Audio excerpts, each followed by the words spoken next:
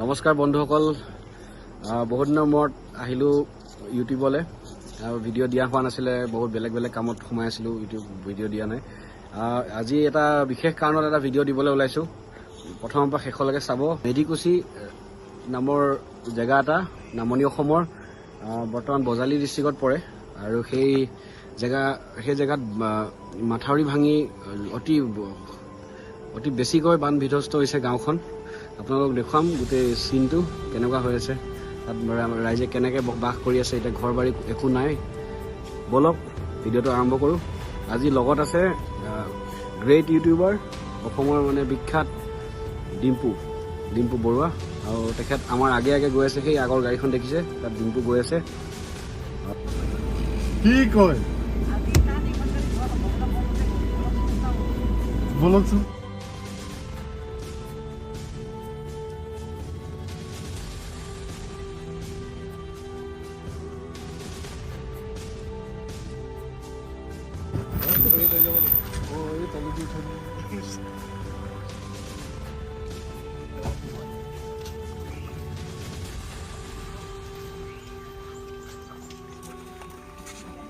আমি এনেকৈ মাথাউৰি দি খোজকাঢ়ি আহি আছিলোঁ আৰু এইটো মাথাউৰি,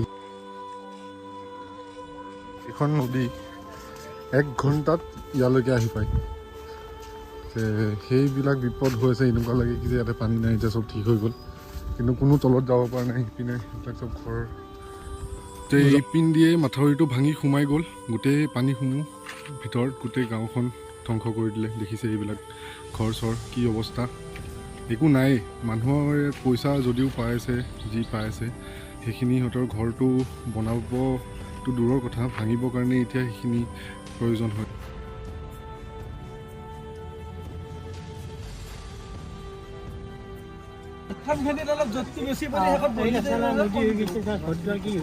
ঘৰ দেখিলোঁ, এইবোৰ ঘৰৰ অৱস্থা দেখিছে, চব শেষ।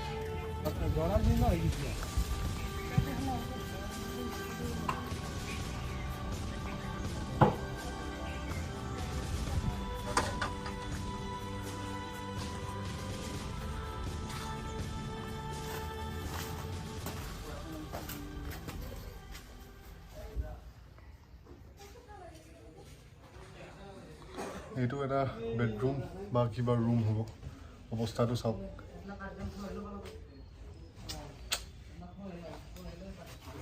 কিমান ভয়ংকৰ অৱস্থা হৈছে, এবাৰ চাই ল'ব।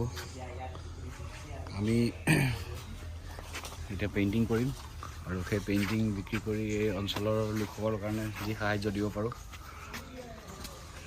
তাৰে আমি লাগি যাম।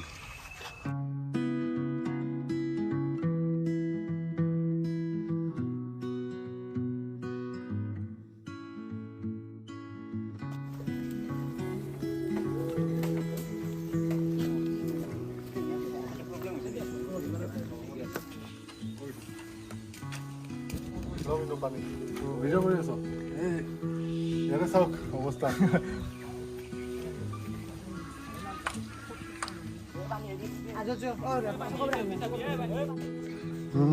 আকৌ কলা পুৰা দেখিছে যদি কলা হৈ আহিছে, আৰু বৰষুণজাক আকৌ আহিছে।